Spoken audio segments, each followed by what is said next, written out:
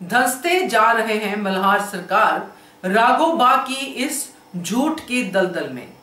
कहां गई उनकी ये तीक्ष्ण बुद्धि। नमस्कार दोस्तों, स्वागत है आपका आपके अपने चैनल हंग्री स्पिरिट्स में। हंग्री स्पिरिट्स देख रहे सारे दर्शकों का मैं अंजू शर्मा दिल से स्वागत करती हूं। राघोबा जिस तरह से जल्दी जल्दी एक के बाद एक इंसिडेंट करते जा रहे हैं मल्हार सरकार की जिंदगी में, उससे बहुत क्लियरली समझ में आ रहा है कि राघोबा का कुछ ना कुछ तो इसमें स्वार्थ है। मगर यह बात मल्हार सरकार को समझ में आ नहीं रही है। वो जितना झूठ परोस रहे हैं मल्हार सरकार को, मल्हार सरकार उतने ही गुस्से में आते जा रहे हैं, उतना ही विश्वास राघोबा पे करते जा रहे हैं।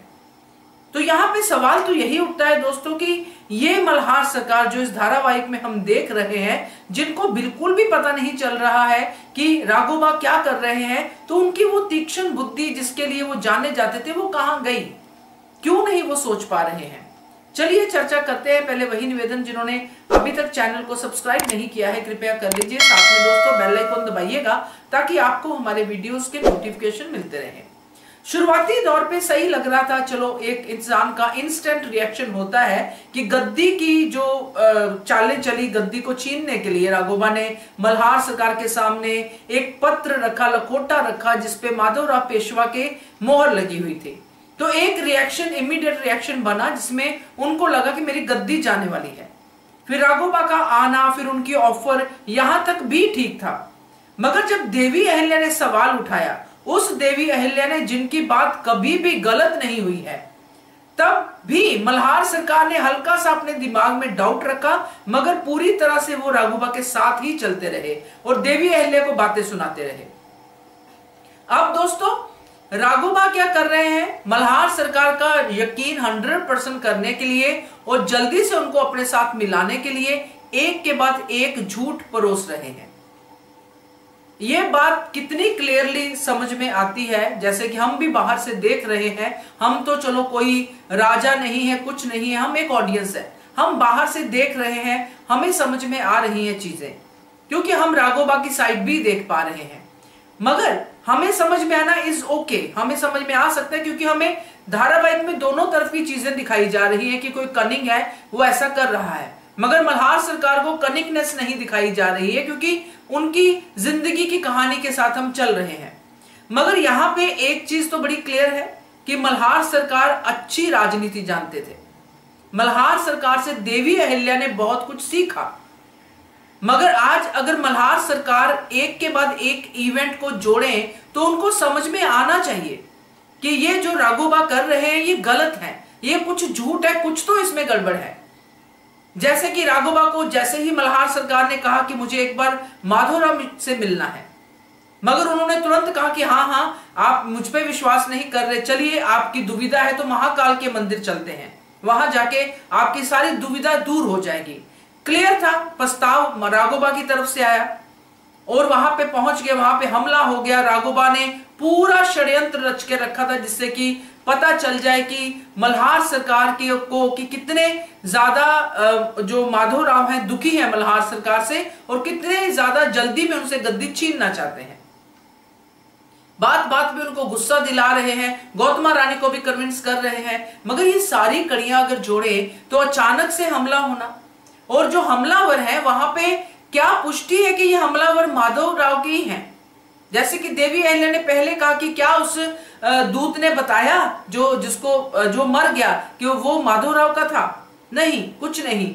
तब भी थोड़ी सी उनके दिमाग में आई कि ये षड्यंत्र हो सकता है, मगर फिर उन्होंने राघोबा की बातें सुनी, फिर से यकीन हो गया।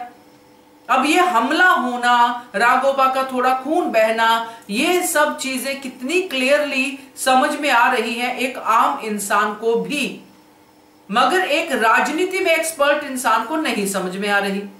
वो इंसान उससे नहीं मिलना चाहता है जिसने ये सारे निर्देश दिए हैं, वो सिर्फ वाया वाया चीजों को सुन रहा है और उनको मान रहा है।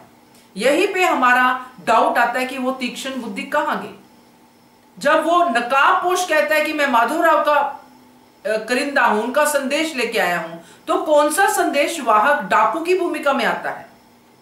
क्यों वो चेहरा ओपन करके नहीं दिखाता कि मुझे माधवराव ने भेजा है? क्यों माधवराव सामने आके नहीं बात करते हैं?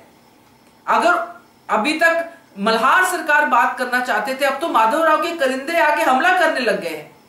तो क्या वो इतने डरपोक थे माधवराव पेशवा कि वो सामने नहीं आ रहे थे? उनको मल्हार सरकार से इतना खतरा था कि मल्हार सरकार को हराने के लिए ये छोटी छोटी चालें चल रहे थे। ये सारी बातें मल्हार सरकार के दिमाग में आनी चाहिए थी, मगर नहीं आ रही है। अफसोस है कि मल्हार सरकार हर एक रिएक्शन में यही दिखाते हैं कि उनका विश्वास राघोबा पे और ज्यादा जटिल होता जा रहा है। और राघोबा, उनकी बातों से ही पता चलता है कि वो किस तरह अपनी दलदल में मल्हार सरकार को घसीट रहे हैं। आज की कड़ी में तो हाईलाइट ही कर दिया राघोबा ने, क्योंकि उन्होंने यह जतला दिया मल्हार सरकार को कि मैं तो आपकी गद्दी बचाने के लिए ये सब कर रहा हूं। ये हमला मेरे ऊपर हुआ, मेरा खून बहा, ये मैं आपकी गद्दी बचाने के लिए, मुझे मार भी दे माधवराव तो मैं तब भी आपकी गद्दी बचाने के लिए कोशिश करता रहूंगा। तो ये क्या है? ये बिल्कुल समझ में आने वाली बातें हैं, मगर यहां पे इस धारावाहिक में जो मल्हार सरकार है वो एक बार भी ये नहीं सुन पा रहे हैं। हो सकता है भाई, क्योंकि यहां जो गद्दी के जाने का डर है वो मल्हार सरकार का लालच या जो भी है वो दिखा रहा है। उसी लालच में उनको अपनी ईमानदारी, अपनी इतनी देर की जो वफादारी है उस पर भी उनको कुर्बानी करने में कोई भी हिचकिचाहट नहीं हो रही है। तो ये मुझे तो बहुत ही अजीब अटपटा लगा, मगर ग्रिप बहुत है इस ड्रामे में, ये जरूर है। तो देखते हैं क्या होता है आगे, क्योंकि आगे बहुत मुश्किल होने वाला है। तो आप भी बताइएगा कि आपकी क्या राय है, इसके बारे में कमेंट कीजिएगा। देखते रहिए channel Hungry Spirits. Thank you so much. Subscribe to our channel by clicking the subscribe button. Click the bell button and enjoy the latest uploads from our channel.